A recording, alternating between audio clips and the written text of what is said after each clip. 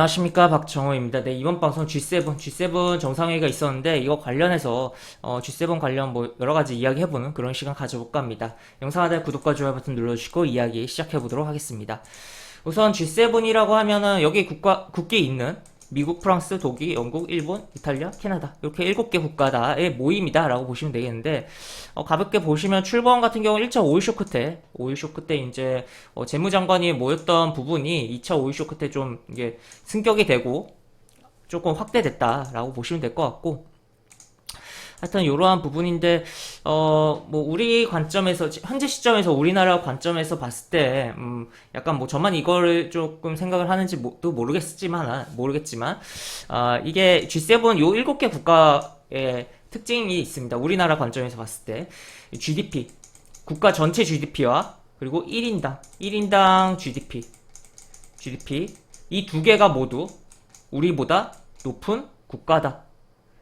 우리보다 높은 국가는 요거 7 국가밖에 없다라고 보시면 될 것 같습니다. 그러니까 그냥 전체 GDP를 놓고 따지면 뭐 미국, 중국 이런 식으로 진행되니까 뭐 중국도 생각을 해볼 수가 있겠지만 1인당 GDP까지 고려해서 동시에 이걸 만족해서 경제를 뭐 볼 수 있는, 생각해 볼 수 있는 국가는, 우리나라랑 비교해 볼 수 있는 국가는 요 7개밖에 없다. 그래서 7개 국가가 우리나라 대비 뭐 경제적으로, 글로벌에서의 그런 뭐 영향력도 크고, 조금 뭐, 우위에 있다라고 보기엔 조금 그렇게 하지만 어쨌든 뭐, 전 세계적인 영향력이 큰 나라들이다라고 보시면 되겠습니다.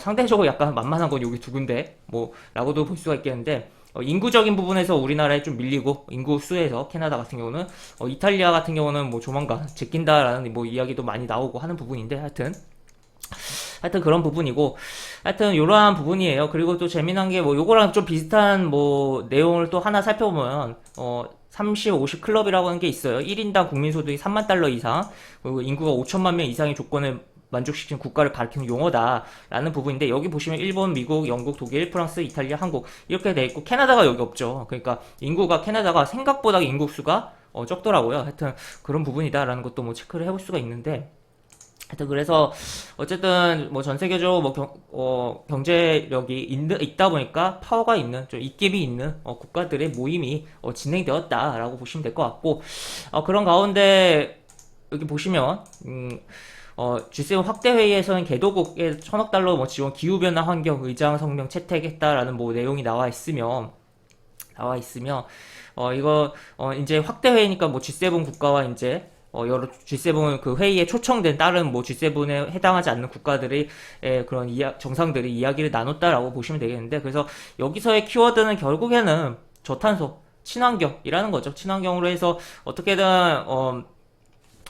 온실가스를 감축을 시키고 온실가스에 대한 배출을 뭐 결국에는 지구의 그 온도 상승, 기온 상승을 어떻게든 억제를 하겠다라는 뭐 그런 의지에 있는 뭐 공약 내지 뭐 그런 내용들이 나와 있다라고 보시면 될 것 같은데, 그런 내용이 있어서 여기 쭉쭉 보시면 뭐 국제적인 협력에 대해서도 이야기가 나와 있고, 그리고 뭐 여러 가지 좀 이런 식으로 내용이 나와 있다.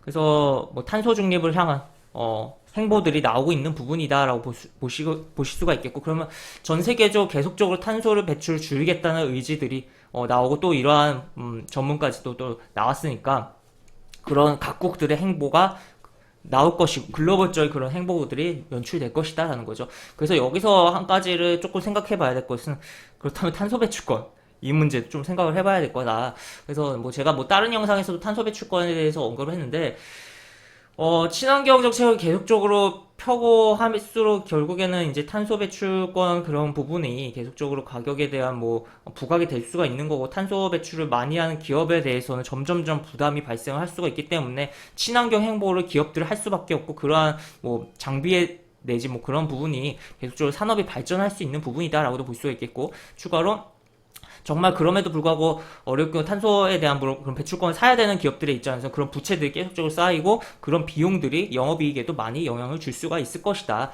라는 것도 좀 이야기를 해볼 수가 있을 것 같습니다. 그래서 이런 내용이고, 그래서 이거 확대회의 먼저 이야기를 해서 이렇게 결국에 뭐 키워드는 기후, 환경이었다라는 거, 탄소 배출 뭐 그런 내용이다라고 보시면 될 것 같고, 그래서 요 전문 기사 링크도 좀 설명 부분에 넣어드릴 테니까 한번 읽어보실 분들은 한번 읽어보시면 좋을 것 같다라고 보시면 되겠습니다.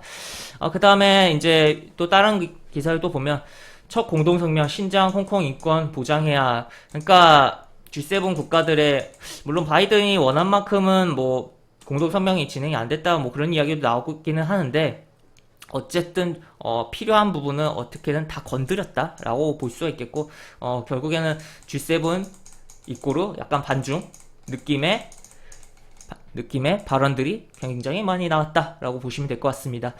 그래서 이런 식으로 내용이 나와 있는데, 신장 홍콩 인권 존중해야, 그래서 쭉쭉 나와 있고, 그리고 더 나은 세계 재건 프로젝트라고 해서 미국 등 서방 국가 주도의 개발 도상국 인프라 투자 계획. 그래서 지금 중국의 1대1로라는 것을 통해서 그 차관이 뭐 싸지도 않아요, 이자가. 그런 식으로 해서 뭐 지원하고 뭐 여러 가지 진행을 해서, 특히나 아프리카에 대한 영향력이 굉장히 크게 많이 만들고 있다, 중국이라는 거죠. 그렇기 때문에 그런 과정 속에서 기존의 G7 국가들이 이러한 행보를 하려고 하는 내용들이 나오고 있다라는 겁니다. 지금 특히나 아프리카 같은 경우는 이제 중국에 굉장히 많은 영향이 있고, 아프리카 연합 같은 경우 그 건물 자체 같은 경우 중국이 다 지어주고 뭐 그렇다고 하거든요. 그래놓고서도 중국이 해킹했다는 이야기도 있고, 전산 같은 경우. 그래서 찍소리도 못하는 그런 상황이 아프리카 쪽에서 나왔다라고도 예전에 기사들을 좀 봤는데, 하여튼 그런 상황 속에서 아프리카 같은 경우 인구가 굉장히 폭발적으로 증가를 하고 있어요. 중국보다도 더. 중국은 또 산화제약 지금이야 많이 풀었지만 어쨌든 그런 것도 있긴 했었고, 그런 과정 속에서 그런 부분에서의 정말 물론 기후적인 부분도 있긴 하지만 발전 가능성이 지금 우리 시선이 동남아로 좀 많이 가 있고, 동남아에서의 그런 발전 가능성을 봐야 되는 부분도 있긴 하지만, 좀 더 시간축을 더 길게 봤을 때는 아프리카에서의 발전 가능성이 굉장히 크다고 보거든요. 기본적으로 인구가 늘어나니까 내수가 굉장히 돌아갈 수가 있는 부분이거든요, 여러 가지.